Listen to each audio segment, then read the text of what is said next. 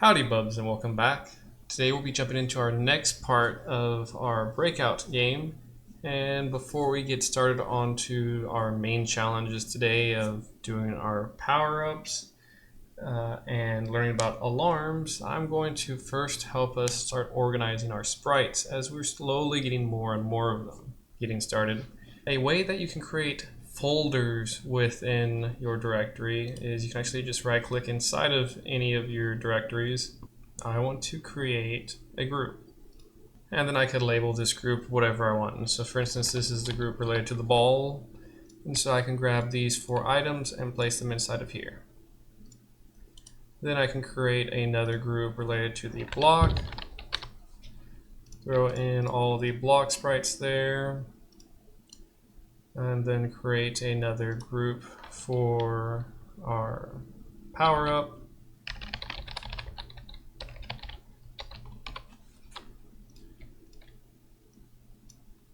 And then create another group for our debuffs.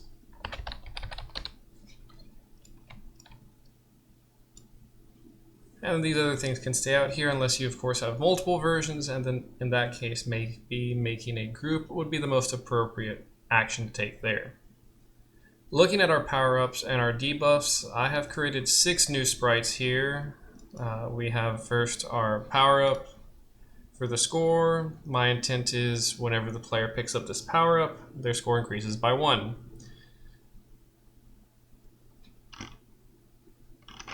For power-up size 2, it makes the width of the block twice as big, and for power-up speed, it makes the movement speed of the player's block faster.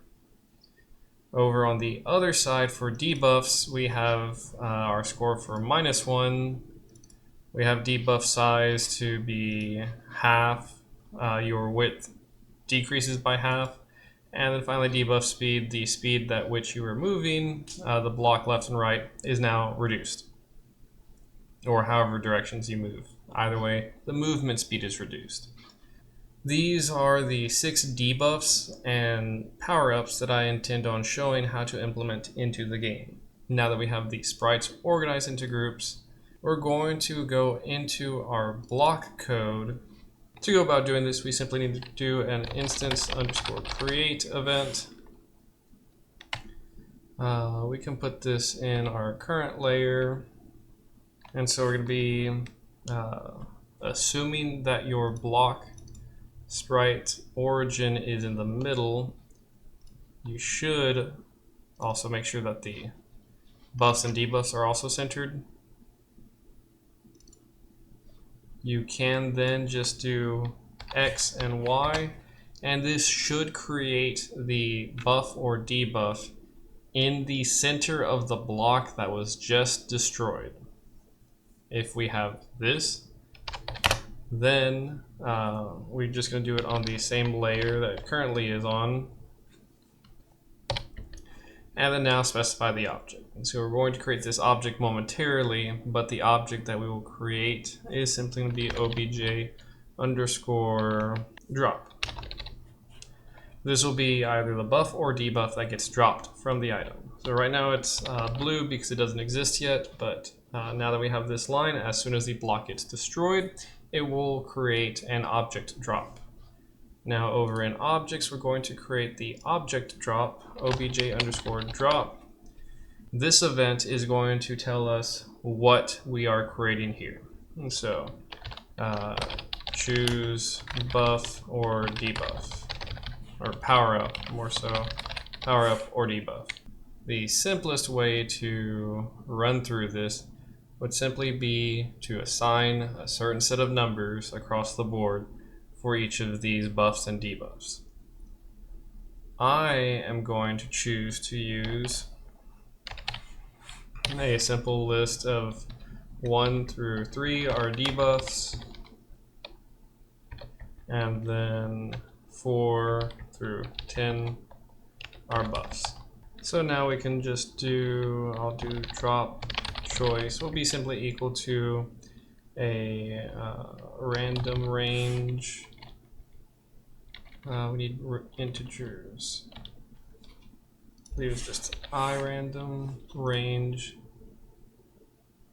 and specify our starting value, which we have as 1, and then in my case, the ending value, which is 10. We will then decide what the buff is, what the sprite is, and how to deal with it. So we're going to use a switch statement. The switch statement is kind of like an if statement, except we have a restricted set of options, typically numbers. So what we're going to do here, we're going to switch off of our drop choice. Based off of this, we're then going to decide, given the case that the number is 1, this is going to be our debuff score. And so we're going to have sprite index is simply going to be equal to SPR underscore debuff score. We close that case off with a break. Now we've got that, case 2. This one will address having a debuff size. So sprite index is going to be equal to SPR underscore debuff size. And break. Case 3, this will be debuff speed. Sprite index is equal to SPR for debuff and the speed. So that handles our debuffs. Let me move this down. And then for the rest of it, case 4 and case 5, those both will tell us to do sprite index, and this will be power up score. And then I forgot a break right here, and then break here. Here, with how it's written, since we had no break statement with 4, it will tell us that either 4 or 5 will give us the score power up. Then I'm going to say case 6, case 7 is going to give us sprite index is equal to SPR, power up, and then size. Actually, makes it slightly more common. I'm going to do case 8 as well. And 3. And case 9 and case 10, these two will be sprite index, and this will be SPR underscore power up for speed. Then he breaks it to close it off. So just with this portion, we are choosing what sprite we were going to have based off of the random number generated between 1 and 10 inclusive. We have a single chance to get each of the 3 debuffs. We have 2 numbers for increasing your score or your speed, and then 3 numbers to increase the size. They close off each case with a break statement. This lets us at least select the sprite. What happens after we collide with the player has to be decided by our drop choice. And so we're going to now have in our step event telling us what to do. In this case, I'm going to move down the screen. So we're just going to have our y be plus equals, let's say 5. We can play around with that number, but this will just have the drop item move down the screen. We then want to make sure we have another intersect boundary. If it falls off the screen, delete after falling off screen. Then I simply do instance underscore destroy. So if it falls off the screen, it destroys itself. We don't want to have these dropped items continuously falling in the background, wasting resources when they're not even on the screen. And then now, if we collide with our player, then we need to grant the buff, or debuff. Power up, I mean.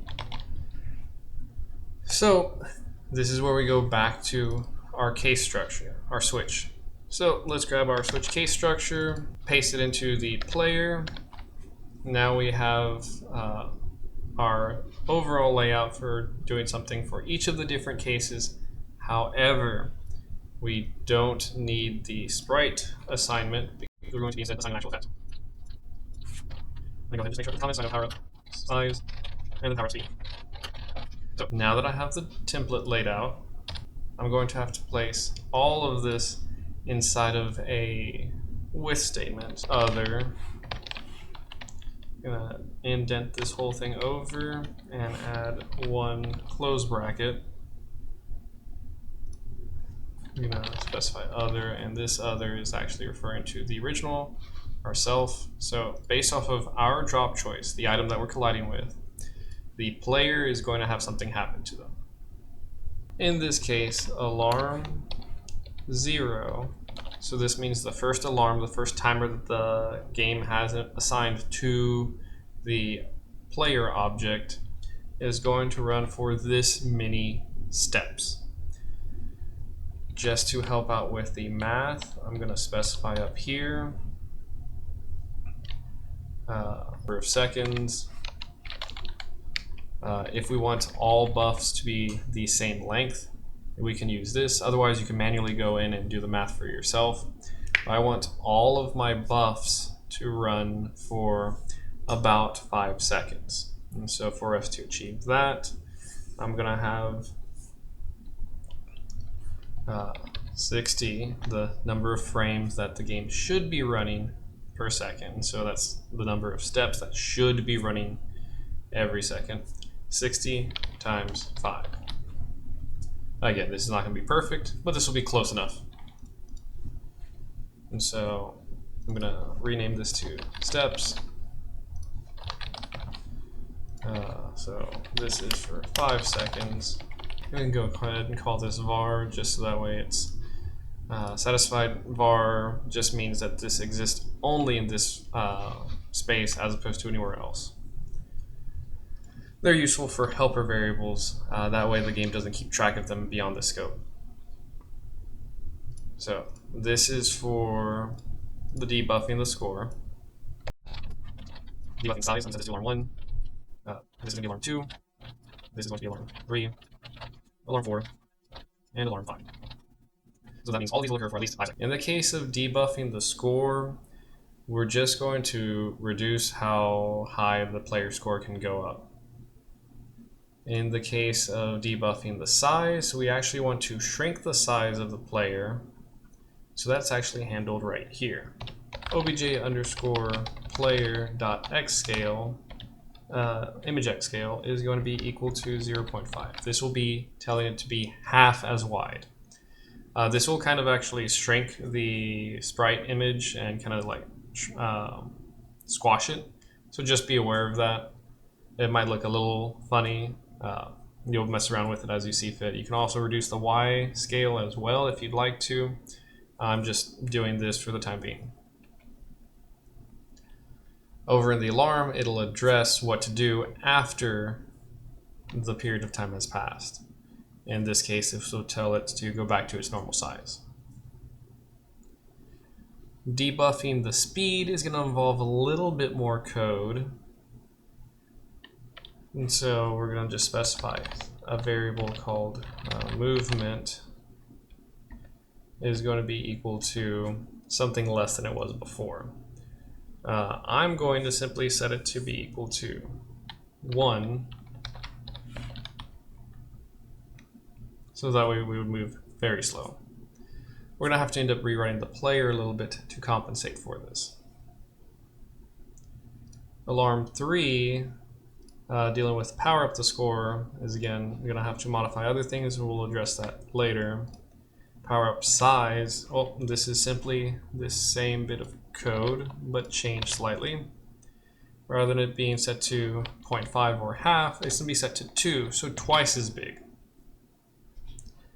And then power up speed, I'm going to copy our code here from movement and set movement to be equal to, let's say 10. For our size and speed, that is set now for the player.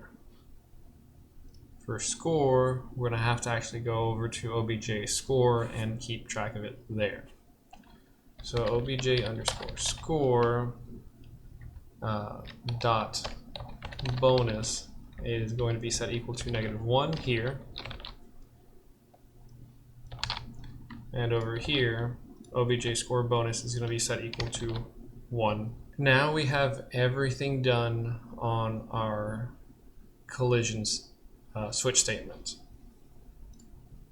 Let's address the score first. Over in our score object, where we keep track of our current score and points, I'm going to create another thing called bonus, another variable, and set this equal to 0.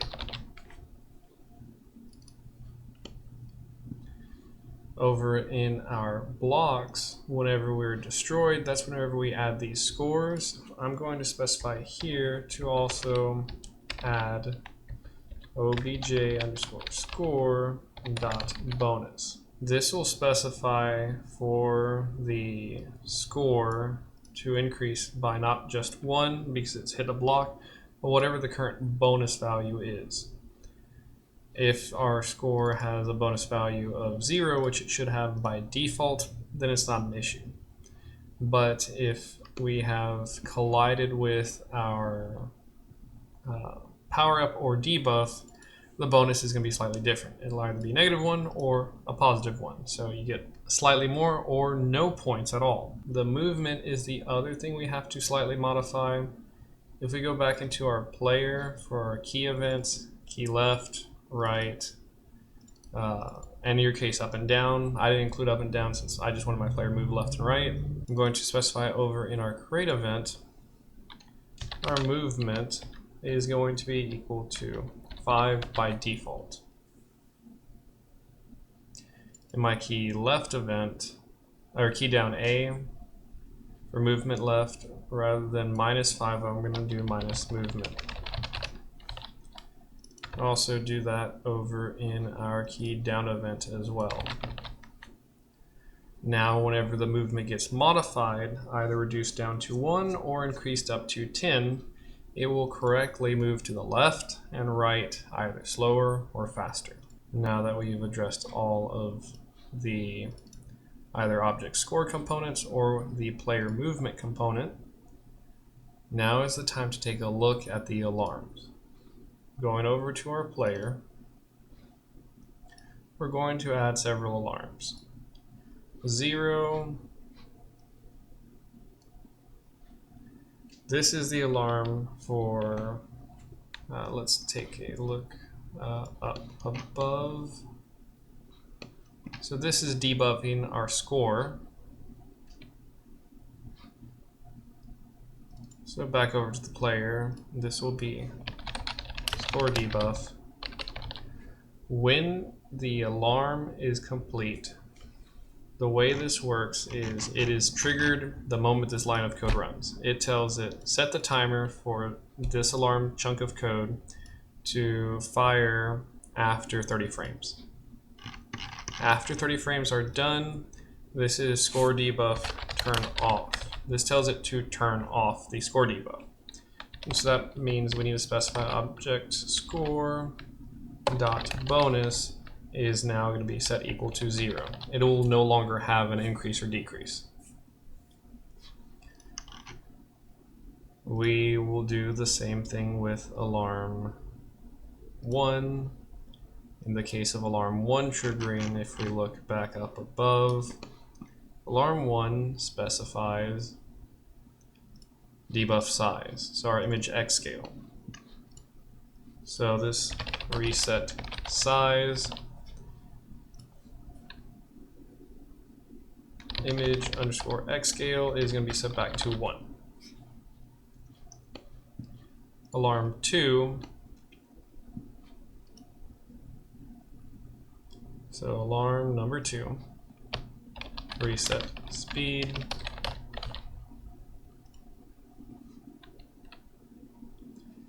and movement will return back to 5. Alarm 3 is going to reset bonus, obj score dot bonus is back to 0.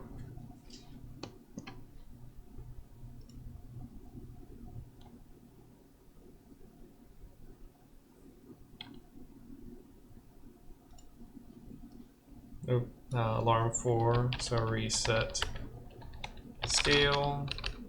This makes our image underscore x scale equal to 1. And then finally alarm 5 is reset speed. And in this case, movement is set back to 5. But as we've gone through this, we've noticed that we have a component that's being repeated. We can merge half of these alarms together. I'll rename this to reset bonus. Rather than keeping track of all of these independently, we can actually merge them. So 0 dealing with the score can be set back over here. Size can be reset back over here. And speed is addressed right here. So now we have half as many alarms because, as I just demonstrated, to reset everything is actually the exact same operation in all cases. So I'm going to go ahead and delete these. And now we only have 3 alarms, 0 through 2. With this all put in place, we should now be able to run it and see all of the different events triggering correctly and all of the different power-ups dropping from the objects.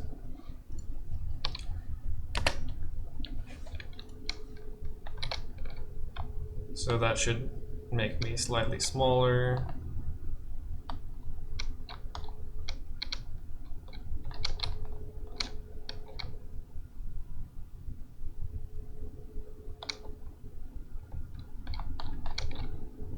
My score should be increasing slightly more. There we go. There's just one thing that I just realized I forgot, and another thing I messed up on. The scaling, I accidentally picked X instead of Y, so we need to fix that portion. And then we forgot, or I forgot, to remove the object after we collide with the power-up. So let's go ahead and fix that. So whenever we collide with the player, it does all of this, and then at the end, instance underscore destroy. So this gets rid of the power-up after it collides with the player. This gets us all of the power-ups, and now the game is fully functioning. I just wanted to say thank you to all of my Patreon supporters. Shout out to my bad bubs, my top 5, my day ones. Y'all have always been there for me. Next up, my baby bubs, the next 5. I always love y'all's support. And finally, for everyone else, any little bit helps. Thank you to all my basic bubs for supporting me along my journey. If you want to continue receiving notifications, make sure to like, comment, and subscribe, and don't forget to hit that bell button.